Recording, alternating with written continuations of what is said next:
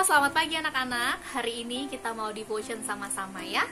Hari ini devotion kita berjudul Yehuda engkaulah orangnya ya. Sebelum kita membacakan firman Tuhan dan juga mendengarkan devosi dari Ibu Ferdi, mari kita satu dalam doa. Mari kita berdoa. Bapa kami di surga, kami sungguh mengucap syukur hari ini Tuhan memberikan kami waktu untuk kami berdevosi bersama. Kiranya Tuhan berkati kami yang mendengar dan juga Ibu Ferdi yang berbicara Tuhan.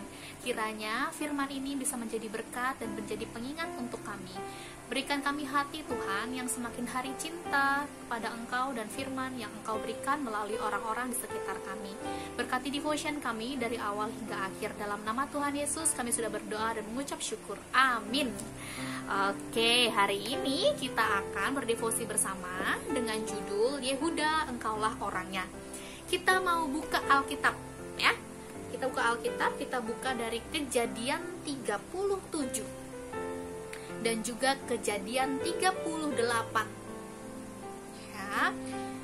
Kejadian 37 kita akan baca ayatnya yang ke-31 sampai pasalnya ke-38 ayatnya yang kedua ya. Oke, kita akan baca dulu dari Kejadian 37 ayatnya ke-31.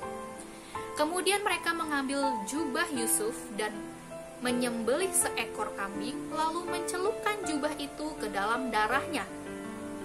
Jubah maha indah itu mereka suruh hantarkan kepada ayah mereka dengan pesan, "Ini kami dapati, silahkan Bapak memeriksa apakah jubah ini milik anak Bapak atau tidak." Ayatnya yang ke-33. Ketika Yakub memeriksa jubah itu, ia berkata, "Ini jubah anakku, binatang buas telah memakannya." Tentulah Yusuf telah diterkam jubahnya, lalu mengenakan kain kabung pada pinggangnya, dan berkabunglah ia berhari-hari lamanya karena anaknya itu. Sekalian anaknya laki-laki dan perempuan berusaha menghibur dia, tetapi dia menolak dihibur.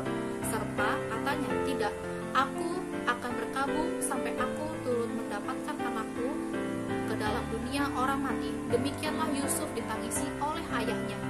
Adapun Yusuf dijual oleh orang Midian itu ke Mesir, kepada Potifar, seorang pegawai istana Firaun, kepala pengawal raja. Kita lanjutkan ke pasalnya yang ke-38 ayat 1 dan kedua di bawah perikop Yehuda dan Tamar. Pada waktu itu Yehuda meninggalkan saudara-saudaranya dan menumpang pada seorang adulam yang namanya Hira. Di situ Yehuda melihat anak perempuan seorang Kanaan. Nama orang itu ialah Shua. Lalu Yehuda kawin dengan perempuan itu dan menghampirinya. Nah, anak-anak, hari ini Bu Ferdi mau cerita tentang Yehuda engkaulah orangnya. Nah, anak-anak, setelah menjual Yusuf ya, kakak-kakaknya mencelupkan jubahnya si Yusuf yang sangat indah itu ke dalam darah binatang dan menunjukkan kepada ayah mereka gitu ya. Jadi mereka sudah menjual Yusuf. Kemudian kakak-kakaknya ambil jubah. Anak-anak, jubah itu baju yang panjang ya. Itu yang dipakai orang-orang adalah jubah namanya ya. Kakaknya ambil jubahnya. Kemudian dijelaskan dalam perikop Alkitab tadi, mereka menyembelih seekor kambing, kemudian darahnya dikumpulkan, jubahnya itu dikasih masuk ke dalam kumpulan darah itu. Gitu ya. Kemudian setelah itu kan jubahnya si Yusuf jadi berdarah-darah tuh. Kemudian jubahnya itu kemudian ditunjukkan kepada ayahnya Yusuf. Dan mereka bilang bahwa si Yusuf telah dimakan oleh binatang buas. Nah, kakak-kakaknya berbohong ya anak-anak ya. Dengan demikian, Yakub tidak bisa menyalahkan siapapun atas apa yang terjadi pada Yusuf. Mereka berbohong kepada bapaknya dan bapaknya percaya ya. Mereka bilang bahwa Yusuf itu diterkam dan dimakan binatang buas. Papanya percaya. Dan kemudian papanya tidak bisa menyalahkan siapapun. Papanya hanya meratap saja ya. Sekali lagi anak-anak Yakub menipu ayahnya. Heran ya anak-anak ya. Kita pasti tidak pernah diajari berbohong sama orang tua kita ya. Tetapi dosa dengan mudah itu mempengaruhi kita. Kita tidak pernah pasti diajari melakukan sesuatu yang jahat atau melakukan sesuatu yang tidak benar dari orang tua kita, tetapi kita bisa berbohong. Nah, itulah anak-anaknya kekuasaan dosa. Kita harus hati-hati sama dosa. Sama seperti kakak-kakaknya Yusuf, tidak pernah diajarkan berbohong. Tetapi apa yang mereka lakukan? Mereka berbohong. Mereka dengan liciknya, dengan pemikiran mereka sendiri, mereka melakukan segala sesuatu yang jahat, ya. Jubah Yusuf memang melambangkan tempat istimewa di hati Yakub, ya. Jadi Yusuf itu diberikan jubah yang bagus karena apa? Karena Yusuf itu adalah anak yang istimewa di dalam hatinya si Yakub dan memegang peran dalam kisah ini. Seolah-olah kebencian saudara-saudaranya ditunjukkan pada jubah itu. Yakub dihancurkan hatinya karena kebencian saudara-saudara Yusuf. Tentu ya anak-anaknya, seorang papa mana yang tidak sedih, seorang bapak mana yang tidak sedih kalau kehilangan anaknya, ya. Sebenarnya anak-anaknya Yakub, kakak-kakaknya itu tidak membenci kesombongan Yusuf, tetapi mereka membenci kelebihan Yusuf yang dimilikinya di dalam anugerah Allah. Nah, jadi anak-anak Yusuf ini punya banyak kemampuan, ya. Dia juga disayang sama bapaknya. Nah, ternyata kakak-kakaknya ini iri anak-anaknya. Mereka itu membenci apa yang menjadi kelebihannya Yusuf. Nah, anak-anak itu adalah salah satu dosa, ya, yaitu iri, ya, iri terhadap apa yang orang lain miliki. Setelah melihat jubah itu, Yakub yakin bahwa anaknya sudah meninggal. Dia mengoyakkan jubah dan berkabung berhari-hari. Berkabung itu bersedih, ya. Dia bersedih berhari-hari, merasakan kesedihan berhari-hari. Kenapa? Karena dia pikir si Yusuf ini sudah meninggal. Putra-putranya yang munafik. Kenapa munafik? Karena mereka berbohong. Mereka yang membuat Yusuf menderita, tapi mereka munafik, pura-pura sedih juga, ya. Mereka mencoba menghibur ayahnya, tetapi apa yang Yakub lakukan? Yakub menolak dihibur. Karena dia sudah merasakan kesedihan yang dalam di dalam hatinya si Yakub. Hal ini sangat buruk. Hal yang sangat buruk telah terjadi di dalam keluarganya Yakub. Ya, mereka semua menolak menjadi saksi Allah sesungguhnya. Nah, anak-anak, tak lama setelah itu keluarga Yakub pergi menuruni bukit.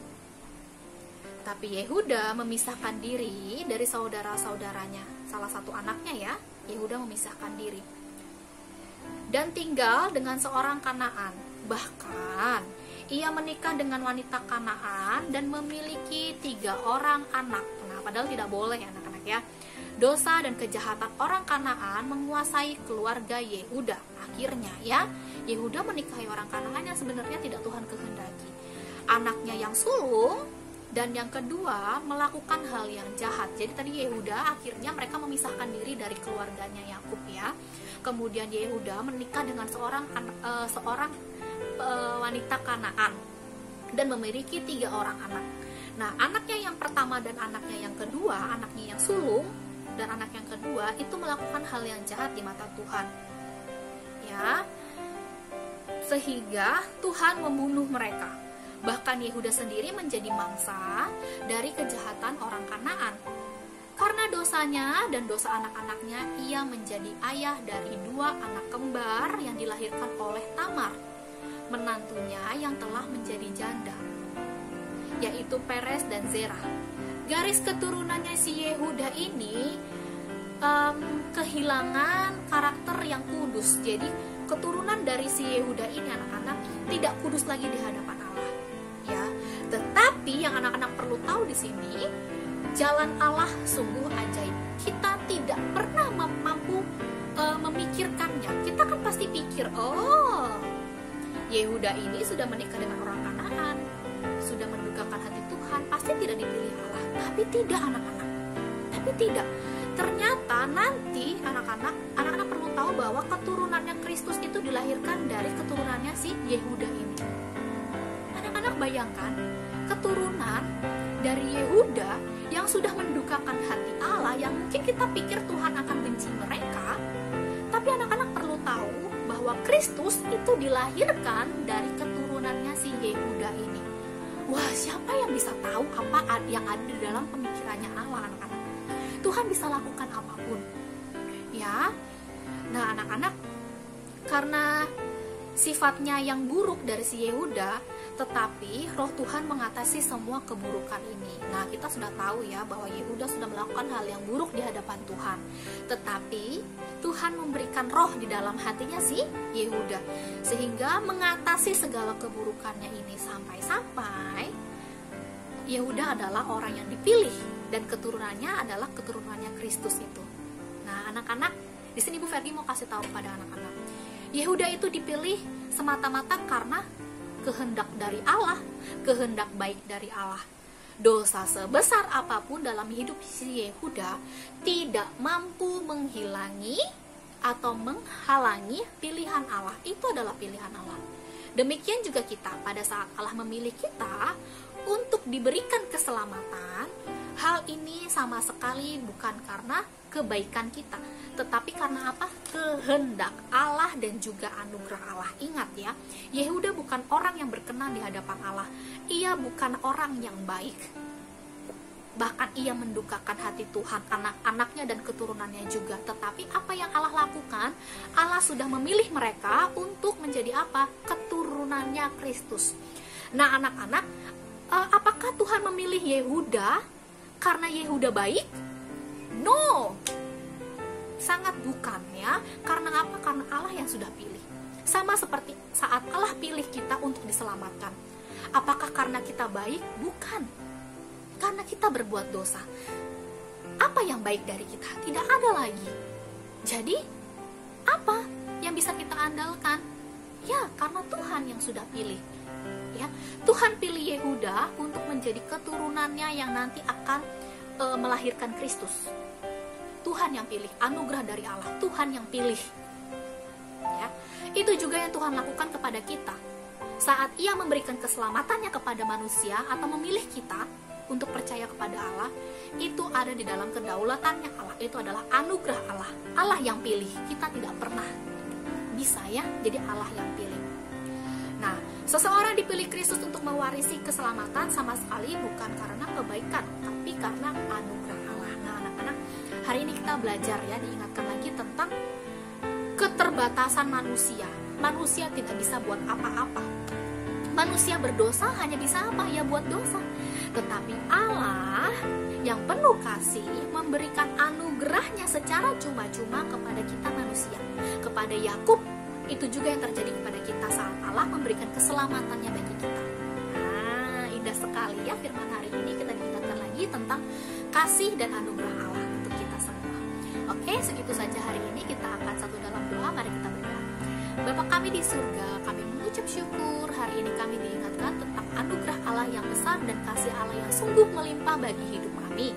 Terima kasih Tuhan sudah memilih kami untuk menjadi umat pilihan-Mu yang Engkau selamatkan. Ajarkan kami semakin hari semakin setia terhadap Engkau dan juga firman-Mu Tuhan.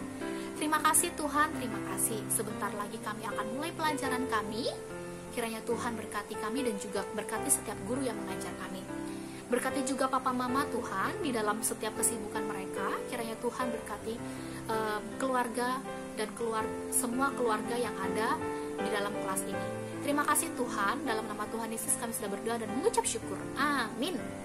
Oke, sampai ketemu di devosi selanjutnya.